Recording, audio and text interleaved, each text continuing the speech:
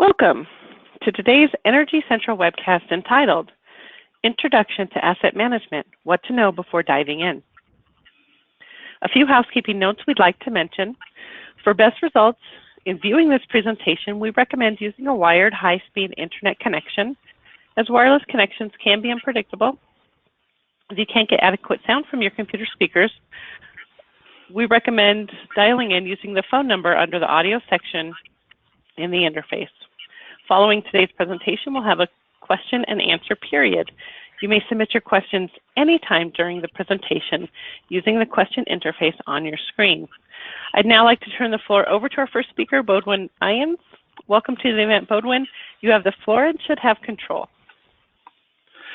Thank you, PJ. Welcome, everybody. Good morning, good afternoon. Today's agenda, very quickly, we're going to be talking about asset management as a discipline. So in other words, we're going to share with you a few observations based on the work that we've been doing in various utilities around the world and the advice that we can distill from those observations as far as what might help you in your journey on the asset management track to success. And for that, we have two speakers. First up will be David Curtis. David has had an illustrious career with Hydro One in Ontario and is now primarily an advisor with CIADI in the electrical space. And then second up, myself, Bodwin Ians. I'm the CMO with Copperleaf in Vancouver, and I also lead most of the time the Canadian delegation to the ISO 55000 work. Both of us are also involved in work that we do with SIGRE, the Council for Large Electrical Networks, in actually writing guidelines for asset management in the electrical space. We're putting the finishing touches on a significant piece of work there, which will be available in a few months with regards to how to deploy 55,000 in the electrical space. So I think that will be very interesting. And without further ado, I'm going to turn it over to David, who will get us started with the first items on the agenda, namely what is the current state of asset management electrical utilities and what might be the best practices that we see there. David, over to you. Thank you very much, Bodwin. Basically what we'd like to start off doing is to talk about at a high level what contemporary asset management is and how it's deployed. I think if I could have the diagram, because I was going to start off with the classic description of asset management is the next diagram,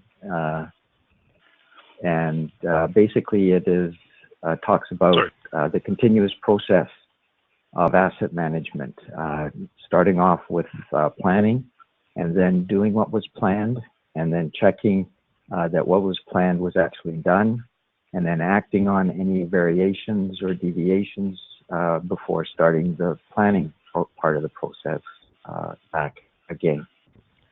At the beginning of 2014, the International Organization for Standards, ISO, issued the ISO 55000 series of standards for asset management. The ISO defined asset management as the coordinated activity of an organization to realize value from assets. The ISO describes the deployment of asset management under the 7 elements of standards in ISO 55001. And the first one there is context, context of the organization. And this is an examination of the internal and external contexts of that the organization exists in, such as culture, vision, mission, regulatory environment. There's quite a variety in terms of the environment in which an organization exists that should be covered off under context of the organization. The next one is leadership, and leadership really starts with top management. And top management, of course, is the part of the organization that's responsible for setting policy and objectives in the asset management area. But leadership also extends down throughout the organization, and really you need leadership at all levels in order to make asset management work. The next step then is planning, And it is basically setting up structures like the Strategic Asset Management Plan, aimed at setting plans for the achievement of organizational objectives. Support, which is the next element, talks about collaboration from other parts of the organization in terms of ensuring the success of asset management. The next element is operation, and this is actually enabling the direction and the implementation and control of asset management activity. The following element is performance evaluation, and this is performance evaluation not only of assets, but also of asset management and the asset management system within the organization. And finally, there is an element referred to as improvement, and the focus here is on continual improvement to address evolving changes in the context of the organization, its objectives, and changes in the asset portfolio that is being managed under asset management. And so the next slide then talks about ISO 55001 and why should you care. So here's why you might want to pay attention to ISO 55001. First thing is that it's a management system for asset-intensive organizations. And these can be relatively small organizations, or they can be huge organizations that manage billions of dollars in terms of assets.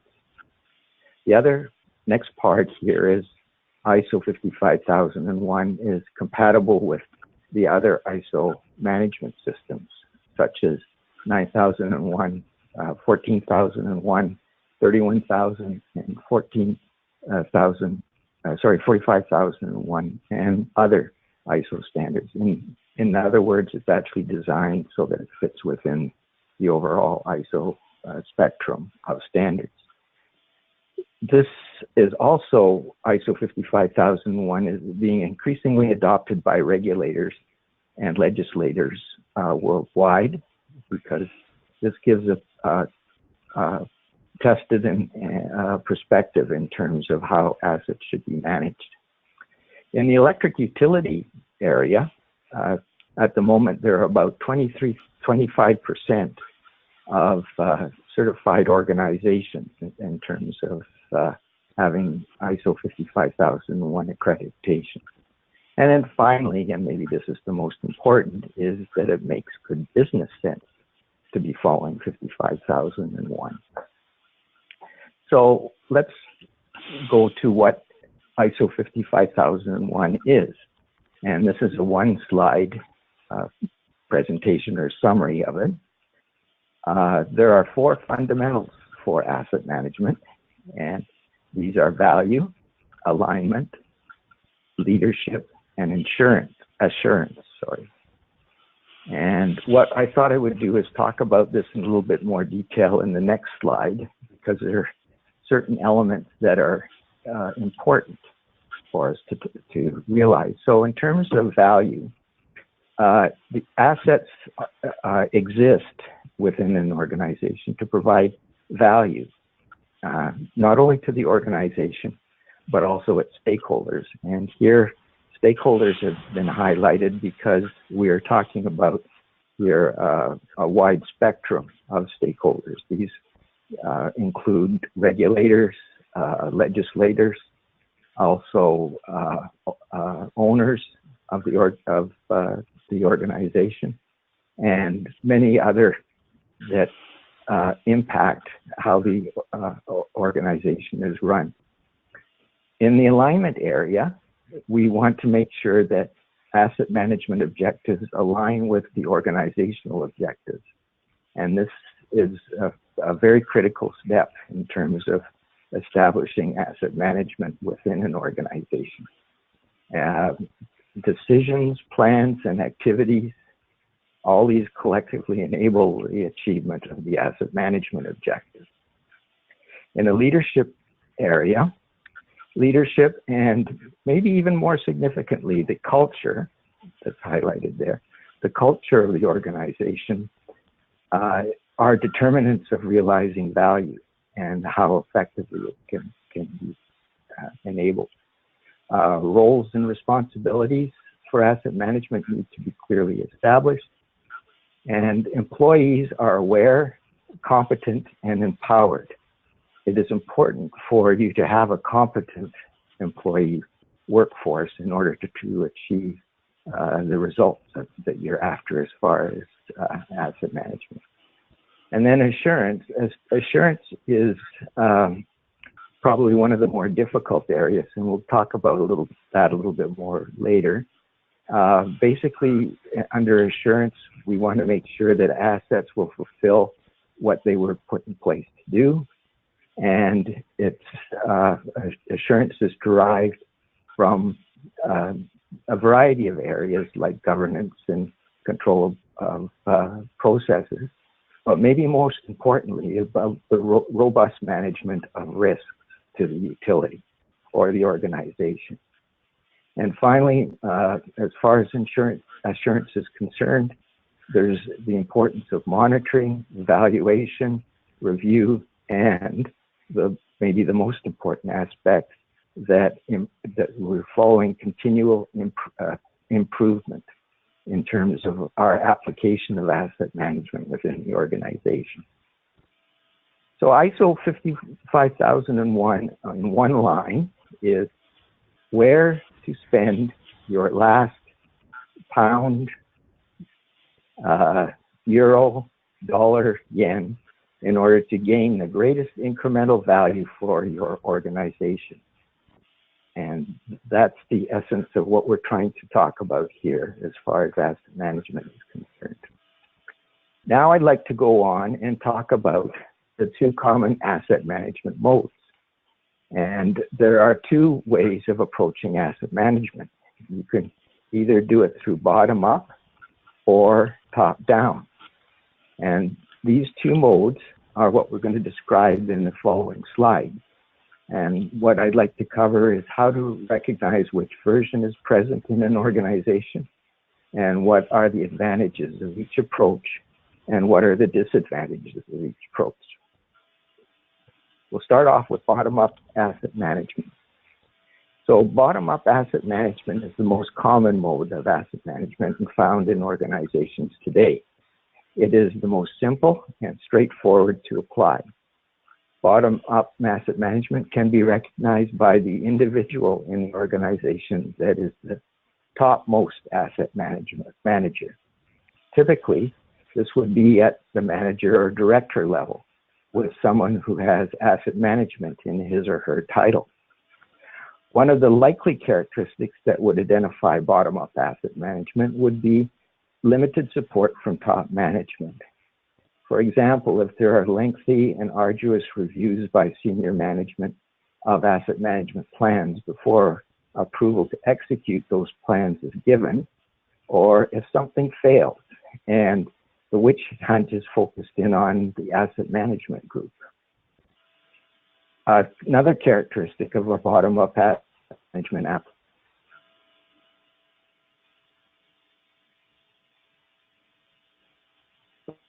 in the organization. Most asset manager only has to do with his or her group. For example, the asset management group needs to interface with the field organizations to have asset data collected to form the basis for asset management plan, or the asset management group needs to interface with the engineering group to have engineering diagrams and plans properly put together, or the asset management group needs to interface with the construction, maintenance, or sustainment groups to implement asset management plans. Now, bottom-up asset management does have a number of advantages, and the first one is that it's the easiest mode of asset management to implement. For example, a president or senior management individual on a senior management retreat could hear about asset management and how it improves corporate performance. return to his or her office and appoint someone in the company as the asset management. And lo and behold, the company is now asset management based. Or it can happen organically, where a middle manager learns about asset management and starts to implement asset management practices in his or her working environment. This may happen in kind of a stealth mode without explicit buy-in from top management. The most significant advantage of bottom-up asset management is the focus on understanding your assets. The more understanding that the asset management group develops of the assets, the better will be the building of tactical plans. The better plans will produce improved performance and reduce risk accordingly.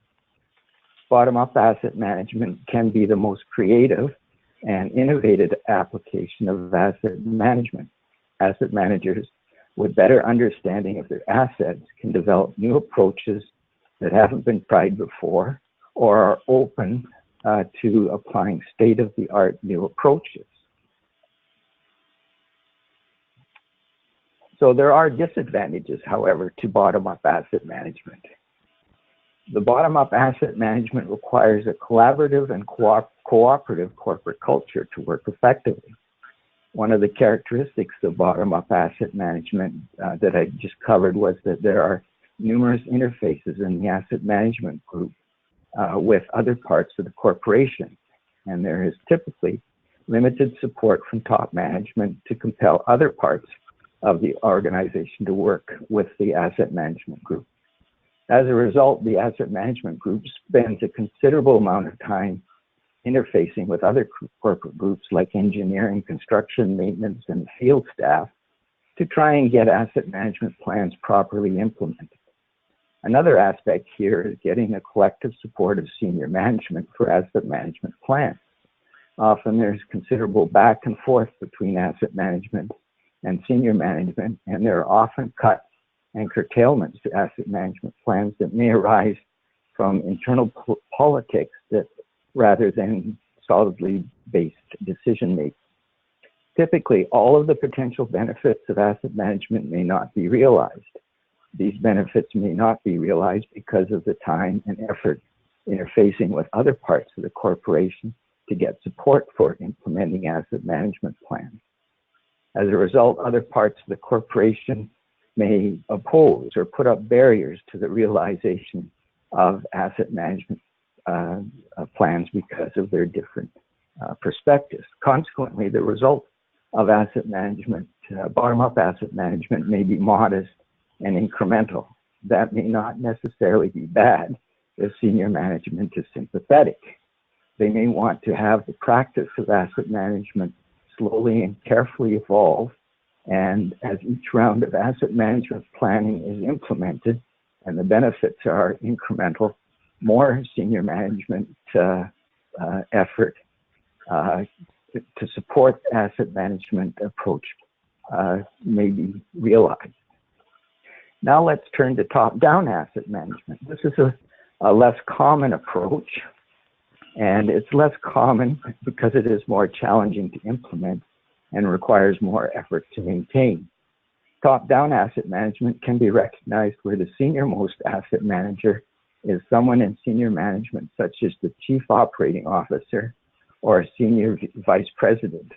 Now, remember when I said that a senior executive could introduce bottom-up asset management? And you might ask why that wasn't top-down asset management. The answer is the commitment of leadership.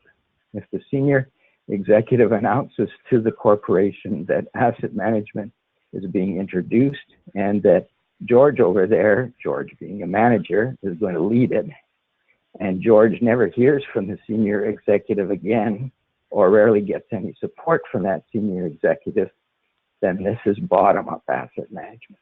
However, if the senior executive, say the chief operating officer, is constantly reinforcing the implementation and the following of asset management principles, processes, procedures, and it is clear across the organization that the senior executive is leading asset management, then you'd have top-down asset management. So top-down asset management is characterized by leadership clearly flowing from the top of the organization. Not only is it walk the talk from senior management, but there are other aspects of this flow from the top. The corporation's vision and mission are seen to be clearly driving asset management.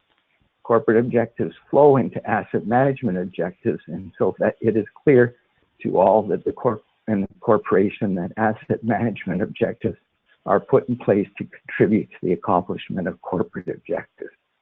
Another aspect of top-down asset management is that it leads other segments of the utility, since all the asset management plans that are created are aimed at achieving asset management objectives set to aid the achievement of corporate objectives.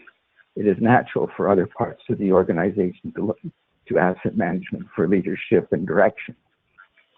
So there are various advantages now to top-down asset management. One of them is that it ensures that asset management is pursued from strategic perspective. Headed by someone from top management, top-down asset management will start from a strategic view. As I said earlier, top-down asset management takes direction from the corporate vision and mission. The perspective of top-down asset management goes beyond just the hard assets of the organization, but also factors in external influences and opportunities and draws in the organizational strengths. Management is committed and involved in the practices of top-down asset management. Leadership comes not only from one top management leader, but also from all management below that report to that person. In fact, a very good top-down asset management application leadership is displayed throughout the organization. As well, asset management is seen as a key incentive to improve the business overall. Typically, examples of the value created by asset management will be broadcast across the organization. There can be town hall meetings where asset management presents improvements, or top management rather presents improvements as they are seen arising from asset management. And these meetings also provide an opportunity for staff to provide their ideas about how to improve asset management. Other benefits of top-down asset management is the focus on strategic alignment across the organization and ensuring all processes and procedures of the organization elements are working together. This is another opportunity for management to demonstrate their leadership by quickly addressing any misalignments or problems in the functioning of the organization. However, there are disadvantages with top-down asset management. Top-down asset management is generally a more challenging mode of asset management to implement because it often requires realignment of management accountabilities. It may require changes in corporate culture. It may require recruitment of different skills and talent, such as more strategic, taking broader corporate perspectives, and reassignment of staff. The other issue that may be present with top-down asset management is that it can be too top-down and directive, which could stifle creativity and initiative from coming from the lower levels of the organization. That is why it is so important for management leadership to cultivate within their staff a willingness to share and contribute their ideas to improve value for the company and improve the application of asset management. So let's get to the ideal. To this point, we've discussed advantages and disadvantages from both bottom-up asset management and top-down asset management. So where is the ideal? Well, the ideal course of action is to implement both top-down and bottom-up asset management. By doing this, the organization captures the benefit from top-down asset management, setting its strategic tone. The broader perspective of top-down asset management provides increased value and more opportunities within the organization. Also, taking a bottom-up asset management approach provides a focus on assets and activities that meet asset management objectives that in turn meet objectives set by top management. The key to successful implementation of both bottom-up and top-down asset management is an organizational leadership that's truly involved. Top management ultimately decides how to incorporate both modes, but it is important to receive input from other parts of the organization. This needs to be an inclusive process. Also, it doesn't have to be perfect, especially in the initial phases of incorporating asset management. Remember, asset management is a journey. There will be changes in externalities and internalities that will necessitate changes and modifications to asset management structure and systems, and the organizational needs to remain continuously open to make those changes and modifications, starting at the top and going down throughout the organization. So the next part is in terms of key artifacts with regard to asset management. And in order to ensure the success of asset management, and for management to be able to monitor the progress of asset management and provide a basis for corrective action, key artifacts need to be put in place and kept current. A corporate mission and vision are the first of these artifacts. The corporate vision describes the ultimate aim of the corporation, what it wants to be when it grows up. The corporate mission defines how the corporation will perform its journey to achieve the corporate vision, and both have to be kept current, and all management must be demonstrated to be committed through these activities. The next set of key artifacts are policies. These define how the corporation will go about achieving its vision and mission, and policies are the touchstones to the corporate values. In order to achieve corporate vision and mission, there needs to be objectives that have been set. The corporate objectives, in turn, drive the development of any asset management objectives. Then comes setting strategy to accomplish the objectives, which aim to achieve corporate vision and mission. As part of the strategy setting is determined up front in terms of what the initial scope will be. In other words, how to eat the elephant. Next comes setting up a plan to accomplish the strategy and objectives. And the final set of key artifacts are those indicators that monitor performance and are regularly reported to management. And this diagram provides you with a very good indication of how these all link together in terms of a process flow. So with that, I would like to turn over the presentation back to Bedouin and to continue on. Thank you. Thanks, David. So I think one thing that is very clear from David's explanation, and if you've looked at asset management as a discipline as a whole, is that this is not to be taken lightly. And in other words, what you're really saying is that within your organization, what you really need is a management system. It's not a matter of just kind of overnight deciding that you're doing asset management. There is actually a management system to be put in place, and which is evidenced by the key artifacts that we just described. So in other words, like it or not, you're going to need a management system for asset management. In the very same way that within your organization, you have a safety management system in place, and you might have other management systems which are already in place. David had a list earlier on of the ISO management systems. That's just one example of the systems that you typically would find within an organization. Now, this can be implicit.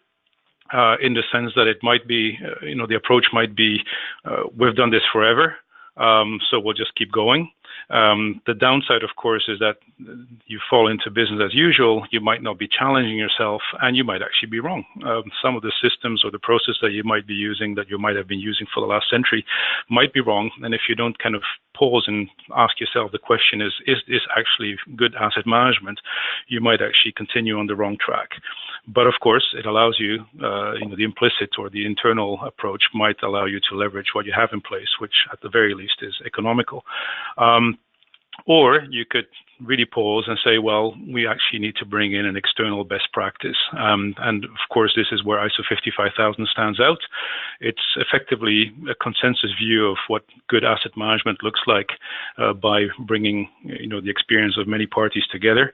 And therefore, it actually forces you to a bit more rigor. It really forces you to think about a management system in very, very specific terms. The big headings that David had at the very beginning of his slides And therefore, it might actually require significant change, which could be painful, but of course, hopefully also beneficial to the organization. And certainly, it can help you raise the profile of asset management, which goes to David's point of the top-down approach. If you actually want to raise the profile, if you need that top-down support, clearly you might actually need to kind of pause and look at the external best practices as a way of waking up the organization and getting its attention. Now, David mentioned the strategic asset management plan as one of the artifacts, and it's presumably the most hotly debated of the artifacts because it's mentioned specifically as a deliverable within the standard, and also because it actually makes good sense. So either way, I'd say for most organizations, you'll need some kind of a strategic or at least an asset management plan. Now, that's a blend of the top-down view of the world, so what's the strategy and the policy effectively telling you to do, with the realities of your world, which is my assets are only capable of certain things, my asset management capabilities might be limited, and there might be tension between those two worlds. And in a way, you could argue that the SAMP, or the Strategic Asset Management Plan, is there to kind of negotiate and mediate in between these two worlds to come up with something that is actually represents the objectives and the aspirations of the organization, and at the same time honors the constraints that we have in place within the organization. So it's an alignment exercise. It's a matter of kind of understanding how the different roles around the life cycle of the asset, the functional groups, will actually work together to come up with a common plan that is executable.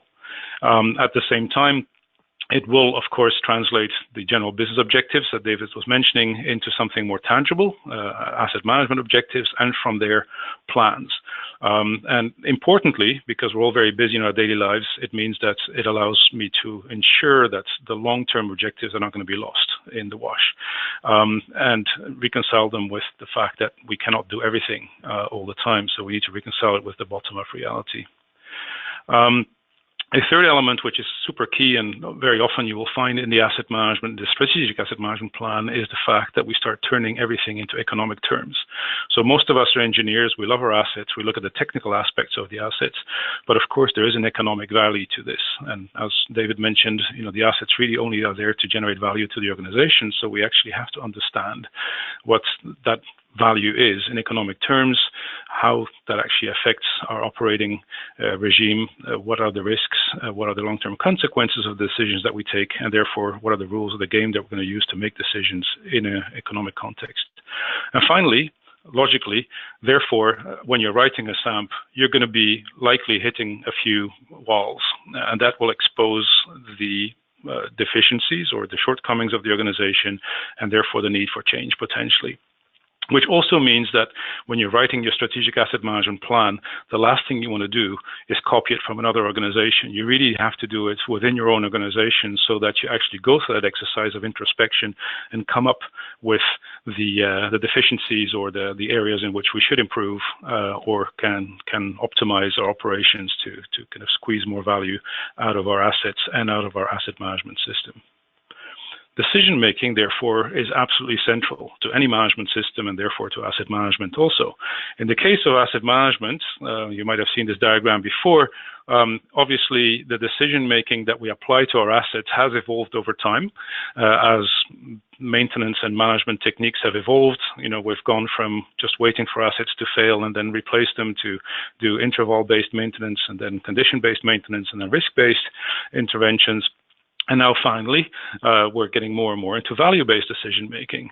So you could argue that, you know, our decision-making processes have matured over the last 30 years, and asset management effectively leverages that and leverages the concept of value as kind of the key driver for decision-making. It does point, therefore, to the fact that you do need some kind of a way of defining value for your organization. There is no universal definition. You have to do it for your organization. You have to define what value is for you, and then, of course, have a way of measuring it, because, you know, you can only manage what you can measure.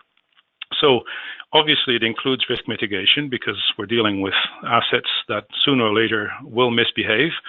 So there is a risk. There's a risk of failure. There's a risk of the consequences of those failures really kind of biting us, potentially even catastrophically. So we need to understand our risks and we need to mitigate those. That's part of the value, protecting the value of the organization and their assets.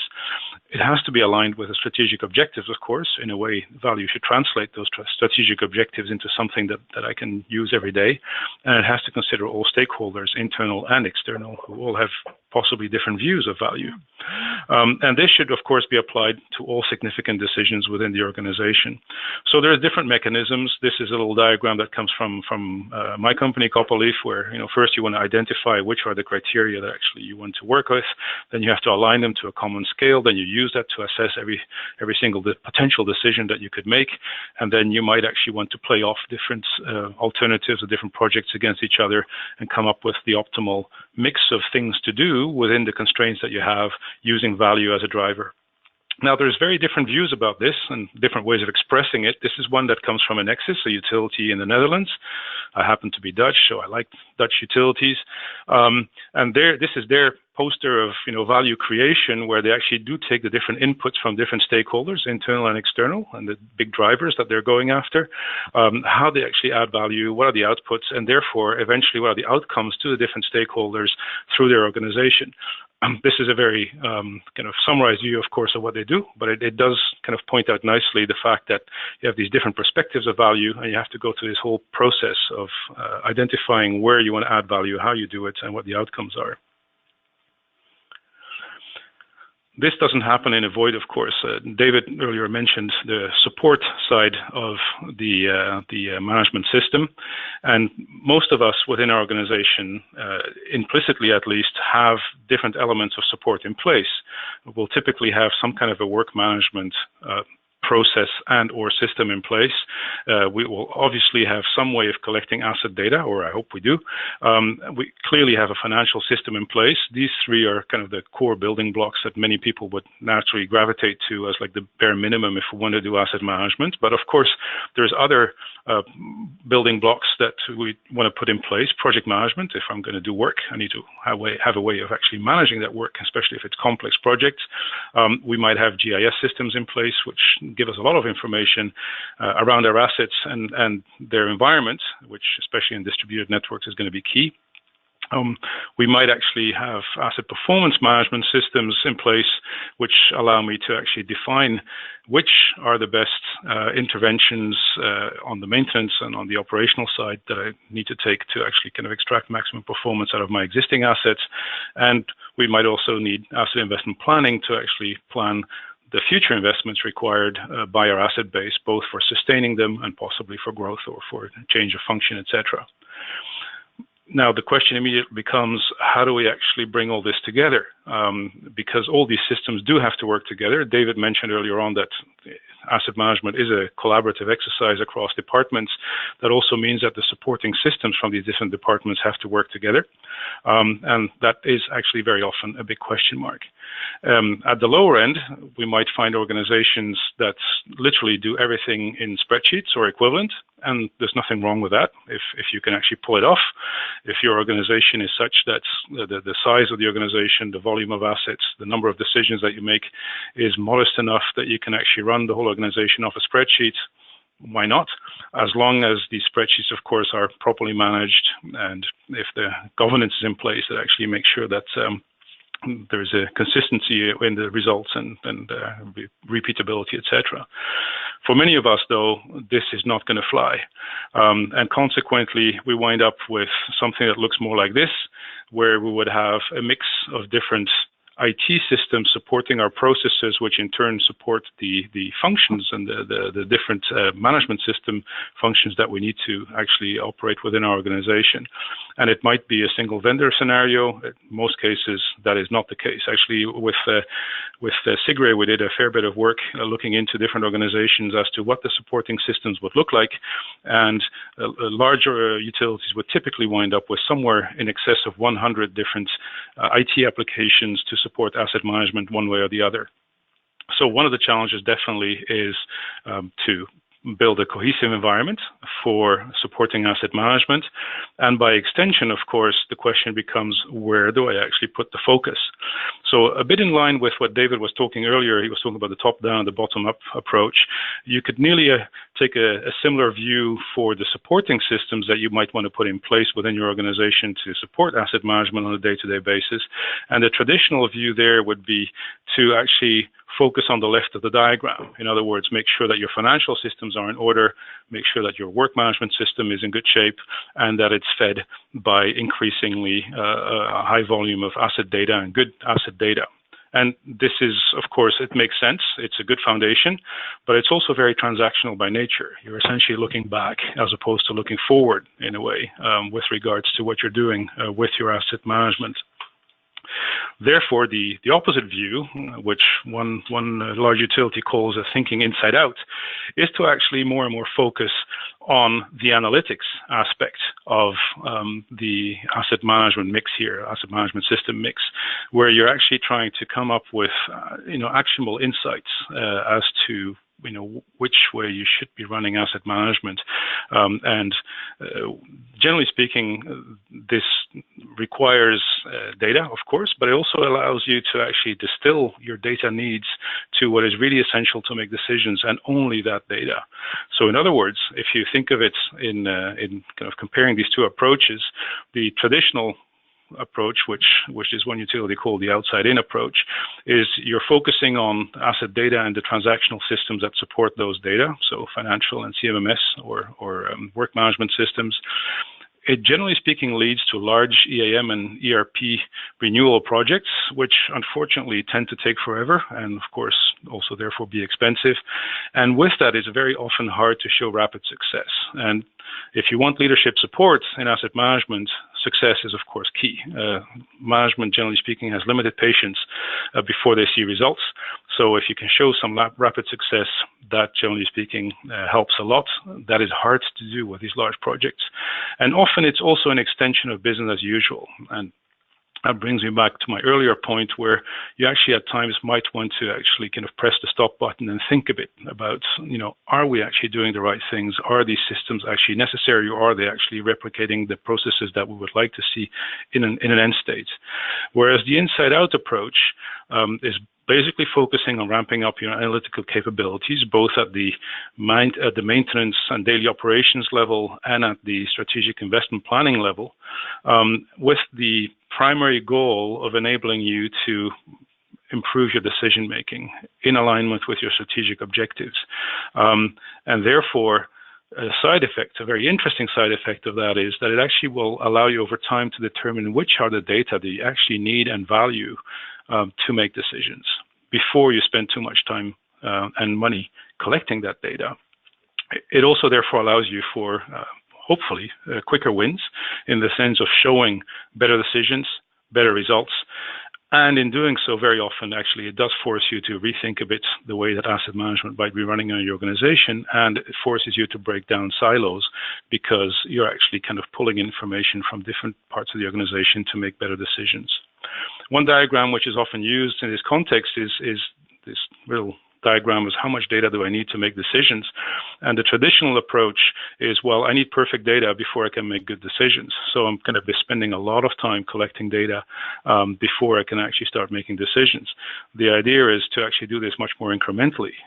When you think of it, all of us in utilities have been making decisions for a century or more, and we did that with sparse data.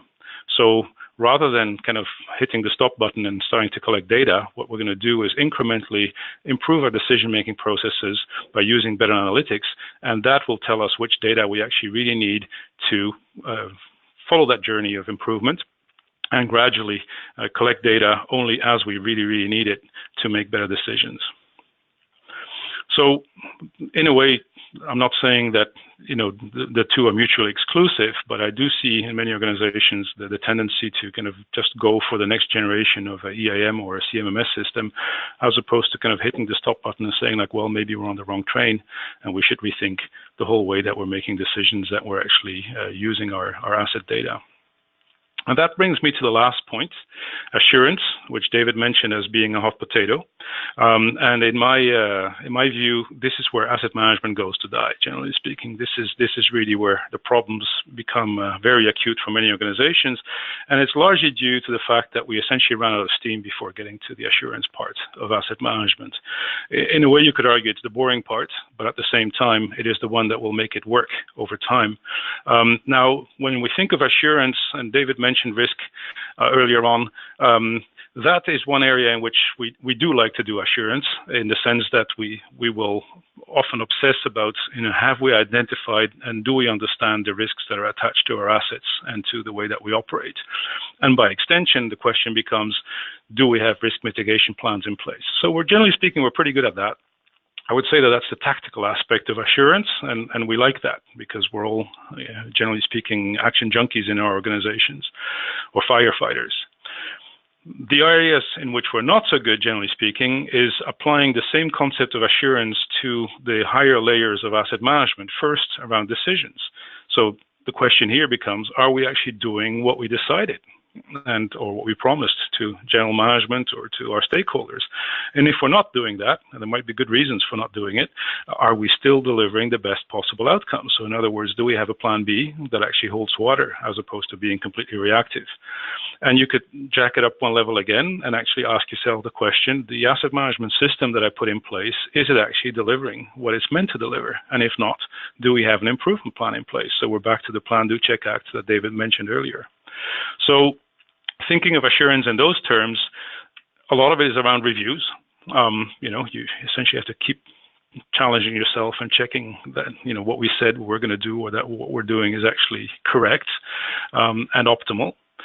It means audit trails, because it means that we'll have to go back in time and actually understand if the processes were applied properly, the decisions were made properly. And that is important because not only internally, but also externally, questions are becoming increasingly pressing as far as show me what you did, show me your processes, show me that you did the best that you could. Regulators are becoming extremely good at this game.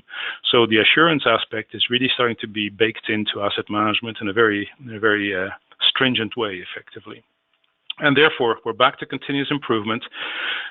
At the highest level, ISO 55000, if you want to certify to ISO 55000, every time that you recertify, every few years, the auditor would typically raise the bar a little bit. In other words, they will want you to see continuous improvement within the organization by raising the bar. But in fairness, what they're doing there, I think, is right. They're essentially trying to make sure that as an organization and for any management system, you are actually continuously on this improvement path. Now, this is extremely difficult to do, both in the very long term, for instance, on recertifying for ISO every 4 years and making sure that over those 4 years you do some continuous improvement, just because long term, generally speaking, is hard to manage within our organizations, which are very tactically oriented. But also, even at the shorter term, so decisions and even lower level risks, are we actually sure that we actually have all this good stuff under control, and do we have B plans for everything in place? That is another reason why very often we have to refocus on our supporting systems and make sure that our supporting systems not only help us make decisions, but also track those decisions, help us revisit our decisions if conditions change or if problems arise. So in other words, we need the supporting systems there, and more importantly maybe, or just as importantly, actually create a auditable trail so that later on I can justify my life if the regulator comes knocking on the door or anybody else actually wants to know if I'm actually doing the right thing in any condition from an assurance point of view. So that was just my perspective on where we stand in asset management and in building best practices in asset management within the organization. So if we kind of quickly sum that up, what we're really saying is we talked about how to deploy asset management, the key headings that you should be looking at, ISO 55000 as a framework, which could help you in that context. David explained the two most common models, top-down, bottom-up, how you could blend them together to get into an ideal mode. What are the key artifacts that you're going to be working on within that context, and the SAMP in particular? Decision-making is really a key element of asset management systems, and one that you really have to work on. And by extension, that you therefore have to have a framework for, so a value framework, the fact that supporting systems can help you, and you might want to challenge yourself in which support systems you actually spend most of your time on. So go towards the decision making and the analytics to really kind of add value as opposed to simply moving data around in a transactional way. And the fact that assurance is kind of the poor brother in this whole family of asset management in many cases and needs extra attention because it is going to become an important element, like it or not, like the outside world will force it upon us. So with that, to finish off, a few elements of reading material that might be of interest. Both ISO has published a lot of guidance around its own standards. First of all, it published a new 5502 standard just a few months back, which gives you much better guidance as to how to interpret the 5501 standard. But there's also additional free publications available on their website, which is mentioned here. In the same way, the Institute of Asset Management, which I'm sure many of you have heard of, has very useful literature in this context. And if you want to know more, you can always contact either David or myself directly. And with that being said, I'm going to open it up to questions. So you can actually enter your questions online into the system, and we'll answer them as they come in. So I'm just going to look at what questions might come in. So one thing which we hear a lot about is the relevance of maturity assessments in asset management. So in other words, if I'm about to embark or I'm on my way in an asset management journey, should I actually do a maturity assessment? So that's a good question. There's a number of ways of doing a maturity assessment. First of all, it's a good idea, I think, because it gives you a kind of a bit of a starting point as to where you are and where good is compared to where you are and where excellent is compared to where you are. There is self-service ones. So for instance, within the IEM, they actually have a maturity assessment system that you can apply yourself to your organization. So it's cheap. It of course also might be a bit subjective because you're both the party and the judge in this exercise, which also means that many organizations will actually bring in outside parties, consultants, to basically do an assessment, maybe on an informal basis, just to give them a starting point, or maybe on a more formal basis in preparation for a certification to a management system, for instance. But maturity assessments in general definitely are a good thing, and therefore, of course, should be repetitive, like every few years. It was a good idea to kind of take a bit of a step back and check how you're doing against maturity assessments. David, do you have any views on that particular topic? Yes, I think what you stated, Boudewijn, is very, very clear in terms of the usefulness of maturity assessments and maybe the need in terms of why an organization would want to do that. I think, too, that there's probably outside influences that affect this to some extent as well. For example, if you're talking about a utility that's regulated, often regulators hear about this idea about doing maturity assessments and actually finding out where the utilities are that they're regulating sit in terms of their maturity level. And so I think organizations, particularly regulated organizations, need to be aware of how this is evolving within the regulatory framework, because it certainly pays to be out in front of this particular process. I think one of the last things a regulated utility would like to have happen to itself is that it's being ordered by its regulator to have one of these maturities done and not knowing exactly where it's going to fall in terms of the maturity assessment and what the implications from a regulatory perspective might be on the organization. Yeah. So actually there's a follow-on question to that, and it is, can the maturity assessments be the basis for an implementation plan of asset management? How would you see that, David? I think it probably does provide some very valuable input as far as that's concerned.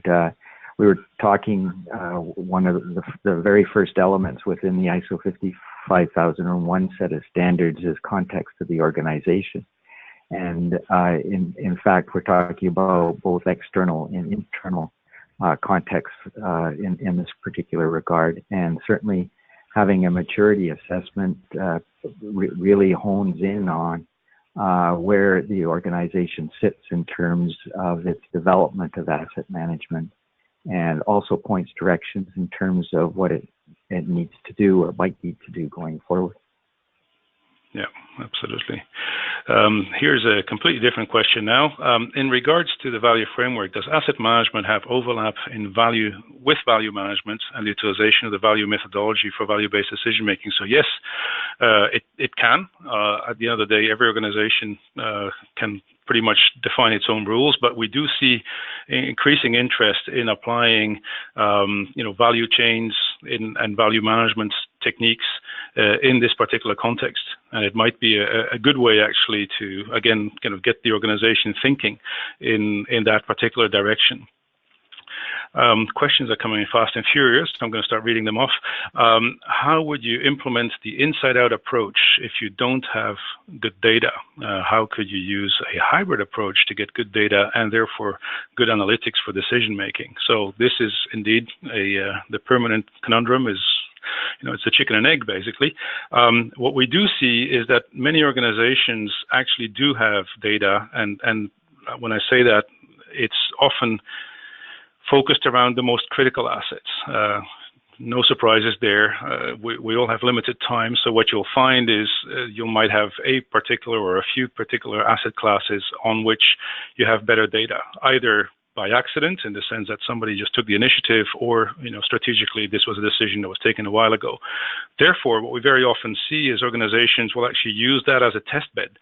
They will use that better data that they have on particular assets to actually apply particular analytic techniques to that particular data set, see how that works out, see if they can actually improve the decision-making processes and quality accordingly, and then from that actually come to the conclusion, which is the data subset that I just used to actually make those better decisions. That's the data subset that I should focus on maybe for the less critical or for the other asset classes for which I haven't been working on yet. Bearing in mind, of course, that not all asset classes are equal, and that, of course, a less critical asset class might actually warrant less effort with regards to decision-making and data collection. The other question that came in here is, what is the most common method of factoring downstream risks and costs into a cost of ownership analysis when considering a catastrophic event? I am trying to make sure that I actually understand that question. David, does that ring a bell with you? I think what the question is getting at is that often in terms of the assessment in terms of risks and costs are that assessment methodology is often used, is almost always used in terms of risks and costs that can be reasonably predicted by asset managers in this regard. And I think what maybe the question is getting at is that a catastrophic event is generally characterized as something that nobody anticipated would ever happen within the context of the management of assets within an organization. And so it's not something that would readily fit into the framework that organizations set up in terms of trying to look at downstream risks and costs. And I think generally the approach organizations take is that this needs to be the subject of a special investigation within the organization around catastrophic events. And it's sort of post-catastrophic event that factors within that event are incorporated into the normal risk assessment process that organizations have set up to govern their particular asset. Correct. Yes, indeed.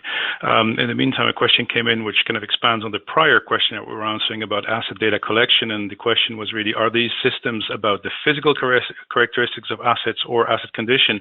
And the answer is, of course, both. You definitely need your physical characteristics as a starting point. But of course, your data needs to be dynamic. You need to understand asset condition, because condition will evolve over time, which means that risk will evolve over time, which also means that this will affect to a large extent your plans looking into the future as to what to do where and when on particular assets. So it's definitely a blend of both. I mean, obviously the physical characteristics are kind of the foundational element, but on top of that, you definitely need asset condition data that will drive a lot of your interventions, both tactical and strategic interventions on your assets. The next question is, what is the more typical organizational structure in a utility, as a separate asset management organization or integrated within the engineering group of the organization? David, do you have a view on that?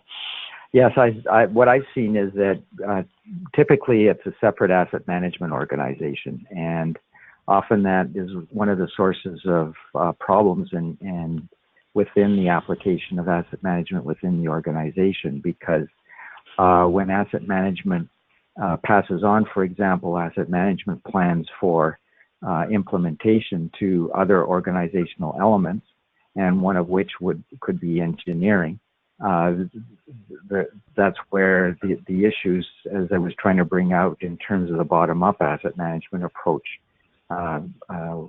will appear.